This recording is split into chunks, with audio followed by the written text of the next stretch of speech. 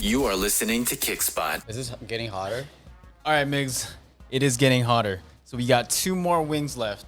Okay. And It's our final part, right? Like I'm Gucci after this. This one, I actually enjoy this one. It's Like you're gonna enjoy me suffering from it, or do you actually like it? Like you actually like the sauce? I actually like this one out of all of them. Okay. So I'm gonna have you take a bite, and I'll let you know what it is as you are taking a bite. You take a sniff first. Take a sniff, Yeah, and let me know what you think. Okay, so this one is called Mexico Lindo, and it's a salsa. Actually, it's a salsa habanero rojo, red sauce, even though it looks a little orange. It's orange. Yep. So can you describe to the audience what that tastes like? Tastes like habanero. Is it spicy? Yeah. Is it hitting you now? Yeah. Oh my god. And just Look at you. Oh. And you were, oh my gosh, and you were complaining about about the other ones. I was trying to ease you. Oh. Ah. Hold on. Dude, you're sweating. Oh my gosh. Your face is glistening. Wow. Yo, I'm not even joking. That's real. It just got real. Part 3 just got real. Dude. Oh, dude. Oh my gosh. I should have not eaten the entire chicken.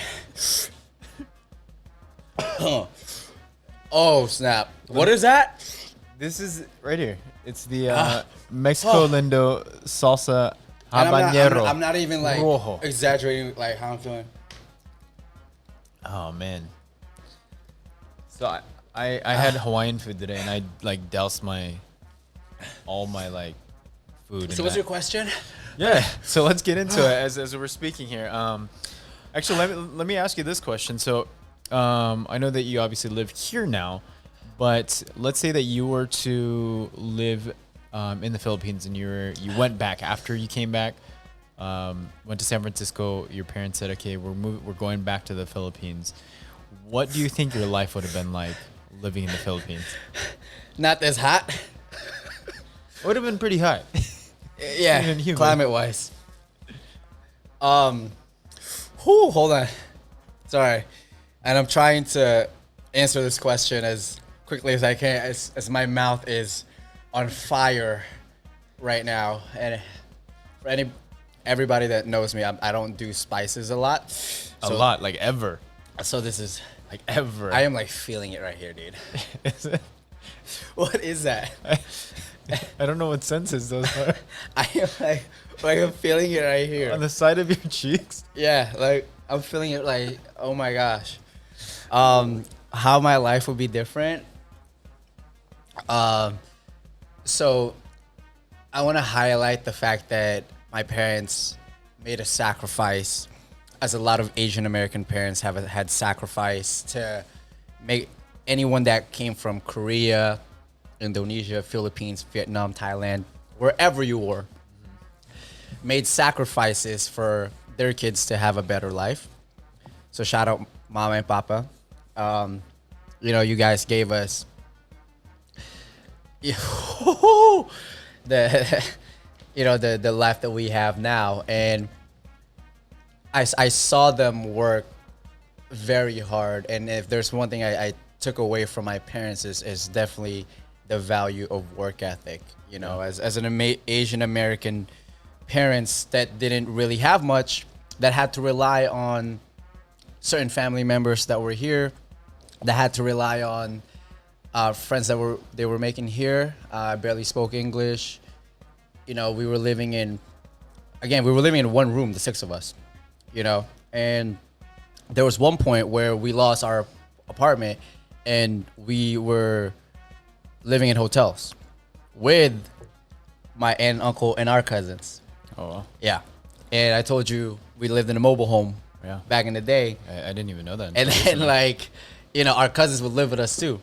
right? So that's why we're super close, because like we struggled together, and we came up together, which is tight, right? But I think my life would be a little bit different. I don't think I'd be able to do something like this. I don't think I would. I don't know. Just because I just have this like entrepreneurial mindset. So maybe I could have made it. Maybe I probably would have made it, but I don't know to what extent. Yeah. Right. You know, being in America, it teaches you a lot, because there's a stigma back home. There's a stigma back home where, you know, they see social media and they think we're living the lavish life. Yeah. But what sometimes when I go home and I tell my cousins we bust our ass like every day. Yeah. Like we don't just, you know, and they do too, you know, and we obviously, as far as like living situations and stuff, like you could definitely say that we have it a little bit better here. But I mean, I've come home recently and I've gone to like my cousin's house. I'm like, man, all right, cool. You guys are doing well, you know? Yeah. But at the same time, I do have family members that, you know, some of them are not doing as well as others, right? And we try to help them out. We try to support them. We pray for them. But I think I'll be all right if I were to stay there. But I don't think I would be able to do the stuff that I wanted to do like this. But and what are those things? Like, you know, start businesses. I think it would take a while, because financially they don't pay you as much back home as I'm financially getting over here in the United States. So again, and I'm gonna say this, like, for all Asian Americans that have grown up here, that came from other countries and have gone through the struggle, our parents that brought us here had to work hard, right, to give us a better life. Like, you guys need to use that to fuel you to just do things at 100% better than what you guys are doing now. Yeah. Like, you need to always be thankful for your parents, you know, as much as sometimes like you don't understand where they're coming from. Be thankful. Always be mindful of the stuff that they did for you, that they did for your brothers and sisters, your cousins, how they, you know, brought you guys up. And always be thankful. Call them, say I love you, visit them, do all that stuff, because they work hard to get you where you're at. And my parents worked hard to get me and my 3 siblings to get to where we're at. You know? Yeah, even like the times that I felt like I had it bad, I couldn't even imagine what it would be like to move to a different country, not speak the language, and then nobody really wants to hire you because you are an immigrant. You don't know how to speak the language, so you have to try to start a business, and you know that's a struggle in itself. And as much as I've complained about, you know, life in general and how things are unfair, I just look at how, you know, my parents or any other immigrant family moved over here and what struggles that they had to go through. So it's pretty crazy. Now you can like use apps and stuff to like convert like your translations and all that. So I know. It's crazy. It was harder back in the day. And speaking of being broke, we had our challenges living together in Los Kimchi Angeles. for a year. Yeah, we were living off of nothing. So what was why did you go door to door? I mean, I don't know. I didn't know what it was. Like, I didn't know what that business was. Danny took me out, and I just like how he closed like 2 apps like early that day, and then I was like, oh, this is easy. But I didn't really know how the business was. Yeah. But you know, I think it was like it was like that morning meeting, right? Like they suck you in. Yeah.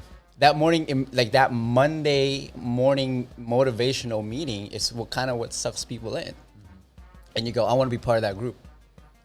And it just like moved you. Mm-hmm. But the struggle of going door to door with no leads, 100% commission job for 3.5 years, damn, that was a struggle. But it taught you a lot. Mm-hmm. It taught me how to have a thick skin. The biggest thing it taught me is it taught me how to build relationships. It taught me how to think quick.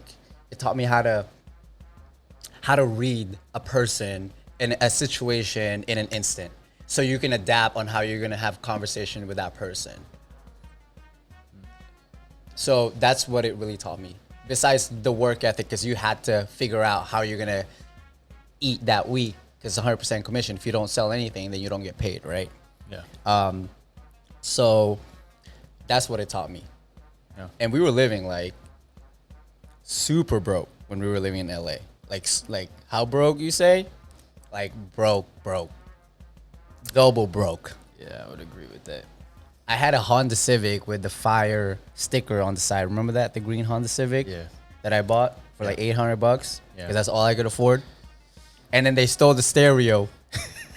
Remember? I think the first week they like somebody jacked the stereo of and then somebody told me, Honda Civics are the most stolen car in the United States of America. It's like, oh, that's great. Not in the Philippines. Yeah, but why would they steal mine? Mine's got like a fire sticker on the side. Mine's ugly. Because it was fire. And speaking of fire, we're gonna move on to the next wing here. Oh no, is this the last This is wing? the last wing. Last wing. This is the last wing. I will not tell you what this is yet, but Oh my gosh. let me just let you know that when I was trying this, Did you cry? no, I didn't cry, but when you just know when it's spicy, when you turn it right and it doesn't move. What do you mean?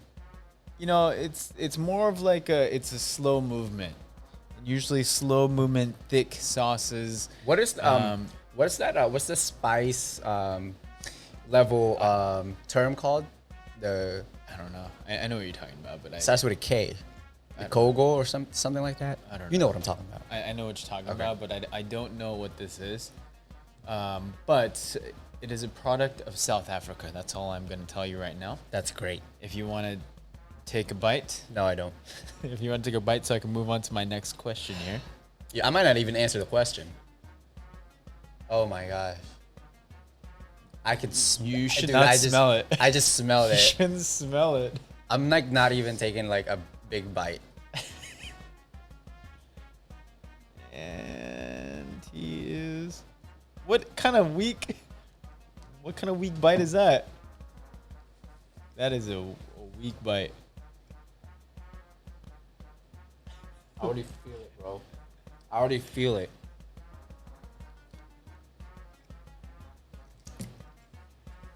So describe to the audience what that tastes like. I don't know yet. It hasn't hit me. Okay, well then you should just start eating the entire thing.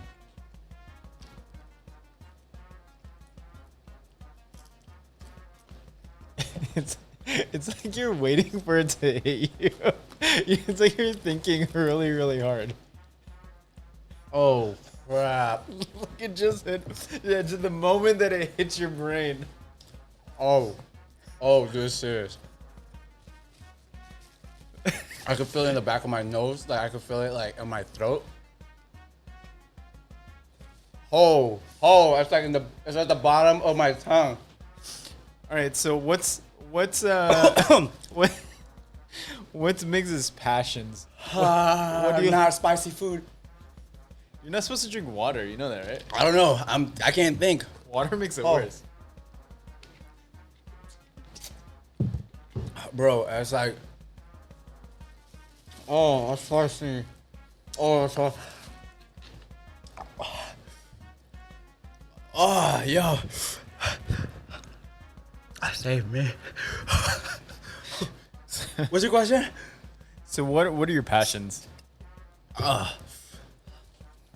Like now? Yeah. Trying to get over this. I don't know. Like, I think I just have a. I can't think. I'm gonna try to answer this question. It must be really bad if you can't think of your passions right now. Dude, my mouth is watering. Oh. I can like feel it again in my face. What is that? I've never seen anybody I say can that. feel it like right here. I've dude. never seen anybody say that. I can feel it in my face. Ooh, passions. Yeah. So I'm passionate about. I really am passionate about meeting goals. Whether it be from my 9-to-5 job to Kickspot to investments to family to friendships, I am passionate about meeting goals. That's what I'm passionate about. That's what I'm passionate about because I can feel it right here. That's the passion. And like right here. Yes. And I'm not even playing. I'm shaking, dude. Bro, my ear is like, I can feel it in my ear. The next question. So what are your goals as the co-host of Kickspot?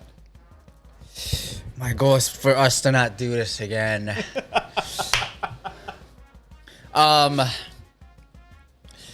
don't know. I mean, I want us to be one of the main platforms, and I want us to be. Oh my gosh, I want to be able to help other Asian Americans out there that wants to be seen, wants to be heard. They can come on our show and talk about their stuff. They can open themselves up, whatever it is. I think you and I have that in common where we just want to promote our people. Yeah. Oh, yes. And definitely hold on. And also I just really want us to have like this conglomerate of businesses, and media is just going to be one of them. You and I talk about business every day. Yeah. I mean, we send each other every day, like at 6:30 in the morning, like we get texts from each other, like Livongo stocks. Hey. And see how our trades are doing. But yeah, it's just like we just want to be able to give a platform for our people, right? Yes, that's my goal. Sorry, my face is hurting. When you were a kid, were there business ventures that you knew that you wanted to pursue?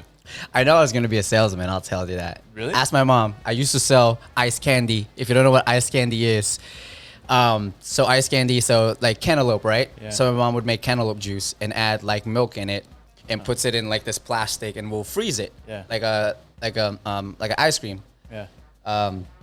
So I would sell that door to door to my neighbors. Like that's when I knew like I had a thing for business. Like I started selling ice candy. Oh. Yeah. Oh, and I also sold like texts. You know what that is? Like so they're like the little cards, like back in the Philippines. And I used to sell pogs also, back in the Philippines. You used to go door to door selling that? Just friends at school. I just knew I had a thing for like sales because I like to sell things and I like getting money. Well, next time I talk to her, I'm gonna say it's Oh my your gosh. fault that he's a salesman and not a nurse. Yeah, that's right. Because if you had put scrubs on him as he was going door to door, maybe Serious. he would have been a nurse. I was serious, dude. Were there any other ventures though besides like the sales aspect that you knew that As a kid? you had- I mean, like as a kid, I know you like playing basketball and stuff like And that. I wanted to be a mean, dancer. You wanted to be a dancer, Yeah. like a Jabberwocky? Yeah, like a Jabberwocky. Okay. Yeah, because I remember every New Year at my grandparents' house, like a tradition, we would like perform like dances. Like I was a big Backstreet Boy fan, and we would we literally would perform. That's not really dancing though. No, I'm saying like we would create choreographs, you know, with my to cousins. Backstreet Boys. Yeah, and That's NSYNC. not Jabberwocky. And NSYNC, you know.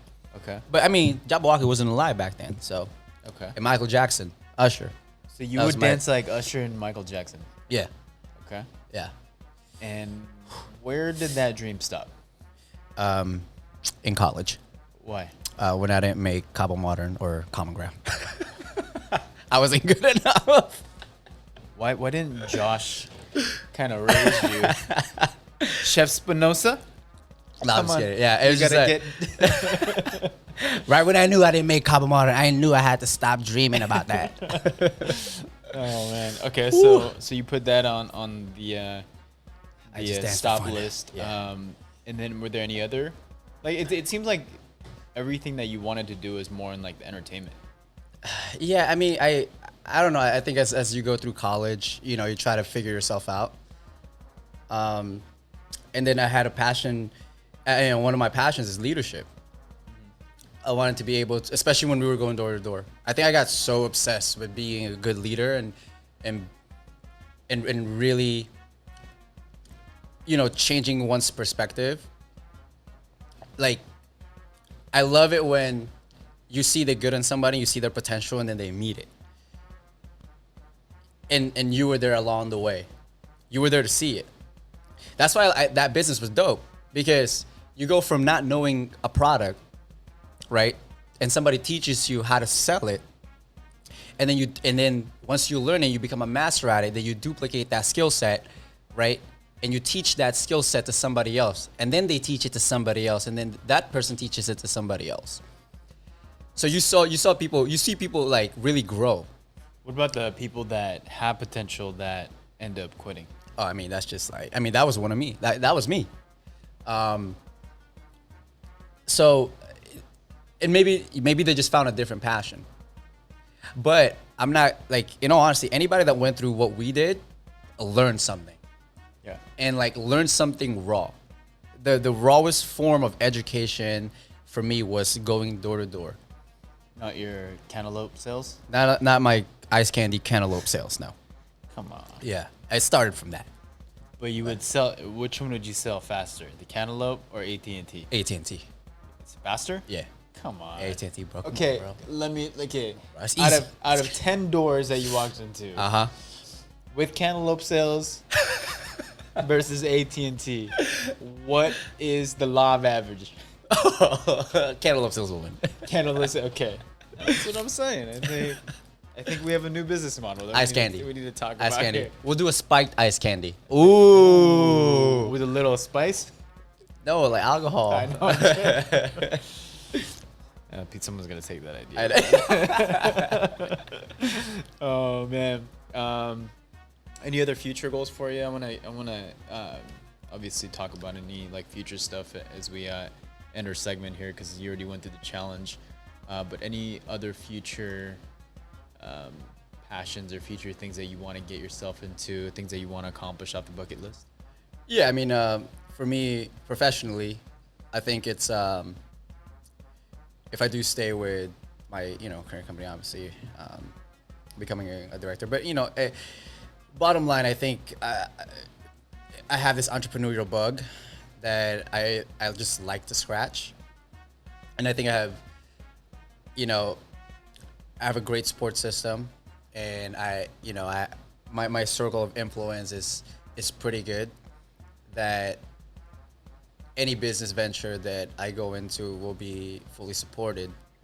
I think for me, future goal wise, if Kickspot turns into something big, perfect.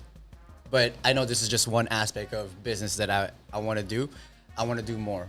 You and I were talking about opening up businesses in the Philippines.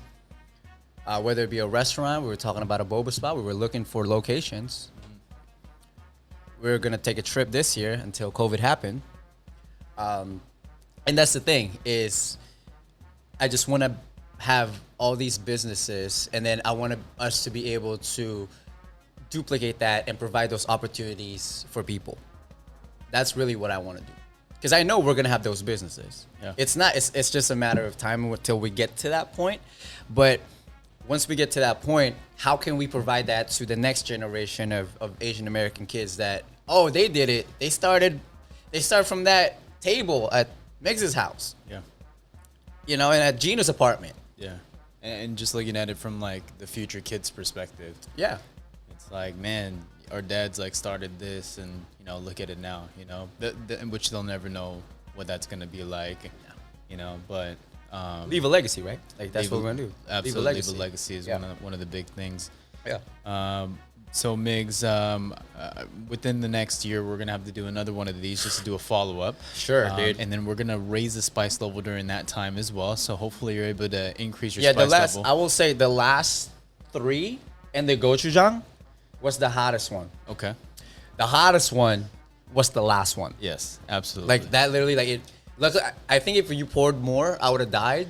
Yeah. But I literally, like, I felt it, like, in my face. Oh no, I could see it. Like, I wasn't joking. I could see it. And for the listeners, this Wednesday is actually Migs' birthday. And what I've been told was that if he does eat spicy stuff, that it's gonna affect him for the entire week. So I'm excited to see him on his birthday when the fellas go out, and I want to see if he's in the bathroom and all that stuff. But this is a birthday that I don't want you to forget. Yeah, So I you can- won't forget it. So you can thank me for that one. By the time this releases, it would have been A week after that. A week after. So make sure you check out his Instagram and check out our Instagram as well too. The _Kickspot, and see what his pictures are like during that time. Yep. Any final words, Migs? Yeah, hope you guys enjoy the show. I hate Jinu for making me do this, but it was fun. The wings were actually pretty dang good. And Shout out to also, Vance. Migs does not like to talk about himself as I much don't, as yeah. you look at his Instagram photos, and it looks like he likes doing that kind of stuff. This was actually a very difficult segment to run because, like I said, he doesn't like to really talk about himself. And that was the same. Actually, that was the same for me too. I didn't really, talk about like a lot of stuff that I, ever expressed ever in my life. So I understand how you feel. So I appreciate you taking the time to let the audience know a little bit about who Migs is, and as we grow in the future segments, you're gonna get to know you a little bit more. And like I said, we're gonna do a follow-up, and next time we'll do it together. Sound Yeah, good? dude. You're gonna suffer with me. Okay. All right. Sounds good. All right, y'all. Later. Laters. Kickspotters. Thank you for listening to Kickspot.